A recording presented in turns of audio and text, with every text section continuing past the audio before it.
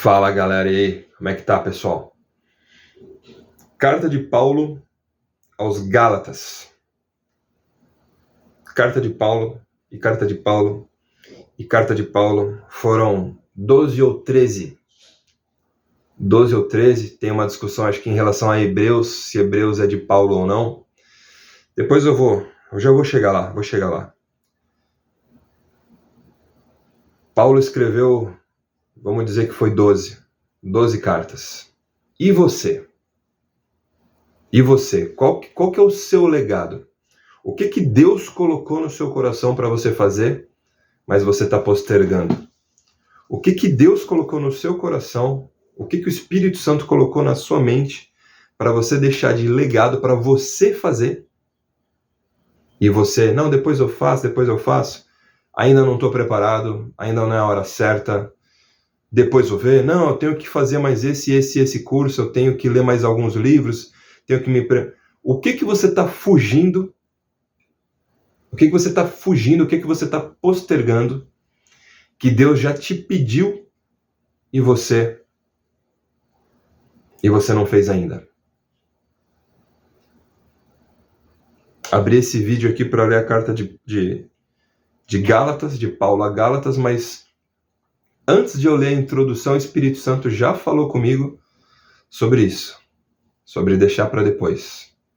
Um vídeo que você não está gravando, um WhatsApp que você não está mandando às vezes para alguém, um vídeo que você não grava, o livro que às vezes Deus já te pediu para você escrever, você não escreveu, aquele currículo naquela empresa em si que você tem um chamado naquela área que você não mandou. Olha, Paulo com certeza ele era humano, um homem abençoado, é humano, e ele provavelmente tinha os defeitos dele, teve os defeitos dele ali, né? Perseguiu e matou cristãos, né? Mas depois que ele conheceu Jesus, ele fez grandes coisas, e uma coisa que fica fácil, nítido de enxergar, é que ele não era um procrastinador. Paulo não levou projetos para o túmulo, Paulo não levou ideias para o túmulo, tudo que Deus pediu para ele entregar nos lugares que ele tinha que pregar, as coisas que o Espírito Santo falou para ele fazer, tudo indica que ele fez. E você? Mas vamos lá, vamos ler a introdução do livro de Gálatas. Quando o evangelho se espalhou pelo Império Romano e muitos não-judeus começaram a aceitar Jesus como Salvador, logo surgiram discussões sobre a necessidade de os não-judeus seguirem as leis dos judeus, especialmente a lei que mandava que todo homem fosse circuncidado, ver Atos 15, 1-33. Essa mesma discussão apareceu nas igrejas que o apóstolo Paulo havia fundado na província romana da Galácia, Gálatas, entendeu? Galácia, que ficava numa região que hoje faz parte da Turquia. Várias pessoas estavam dizendo àqueles cristãos que, para poderem ser aceitos por Deus, eles precisavam obedecer à lei de Moisés. Vamos ver o que vai decorrer, hein? Promete. Livro de Gálatas promete. A carta aos Gálatas é a resposta que Paulo dá a essa falsa doutrina, com argumentos fortes e palavras às vezes chocantes. Paulo denuncia esse outro evangelho que está sendo anunciado e procura trazer de volta para a fé verdadeira aqueles que estão se desviando do caminho certo. Ele fala da sua própria experiência cristã e defende a sua autoridade como apóstolo. Mostra também como na reunião dos líderes cristãos em Jerusalém, ele tinha recebido a aprovação deles para continuar a anunciar a mensagem de que a salvação depende somente da fé, e não daquilo que a lei de Moisés manda fazer. Em defesa da sua posição, Paulo cita o Antigo Testamento e fala da experiência de Abraão, o pai do povo escolhido. Ele mostra que Abraão foi aceito por Deus não por causa das suas obras, mas porque teve fé em Deus. Na última parte da carta, Paulo fala da liberdade que tem as pessoas que creem em Cristo e como essa liberdade se torna realidade na vida cristã.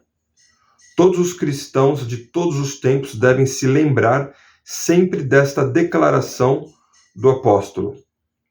Todos os cristãos de todos os tempos devem se lembrar sempre desta declaração do apóstolo. Ele abre aspas aqui. Cristo nos libertou para que nós sejamos realmente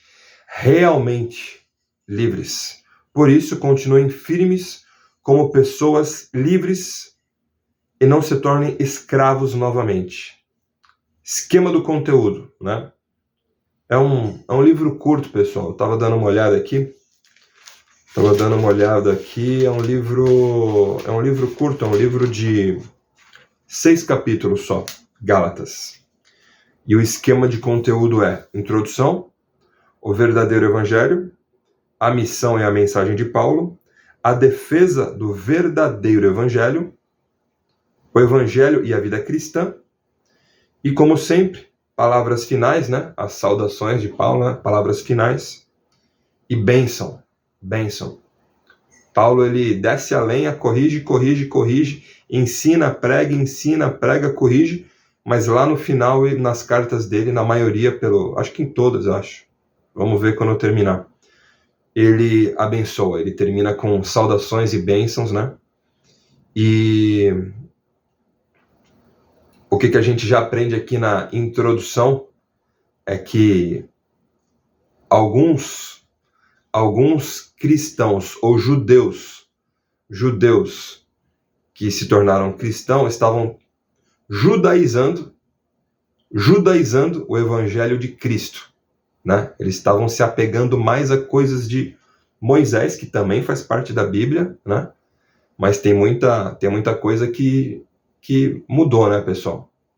Tem muita coisa que mudou.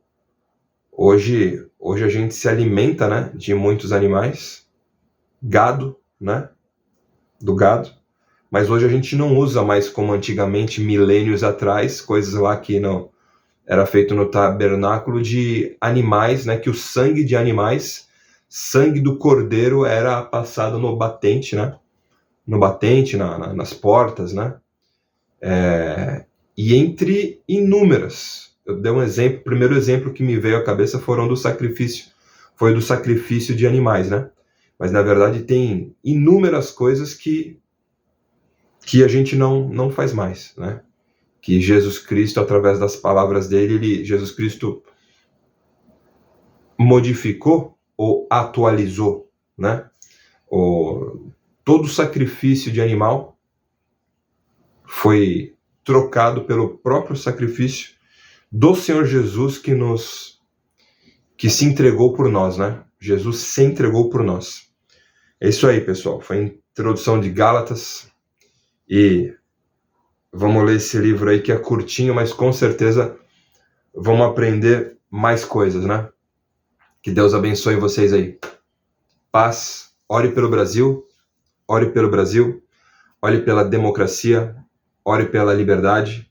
Você que é cristão, você que é da intercessão aí, ore pelos nossos governantes para que haja uma metanoia, que haja uma mudança de mente, que o Brasil acorde. Em nome de Jesus Cristo, que o Brasil acorde nas próximas situações políticas e que a gente tenha aí continue com um país livre, né? Estão tentando tirar a liberdade, né?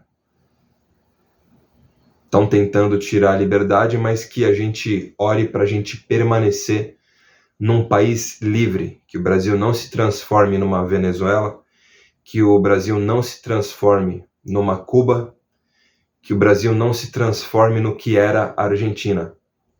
Tenho fé que o nosso amigo aí, Milei, retome com força aí, que a Argentina volte a prosperar. Em nome de Jesus Cristo, eu oro. Tô pertinho aqui, moro aqui numa cidade pertinho fronteira com a Argentina, eu torço e oro para que os nossos irmãos argentinos voltem a prosperar mais e mais. Que Deus abençoe vocês. Ore pela nossa nação, pessoal.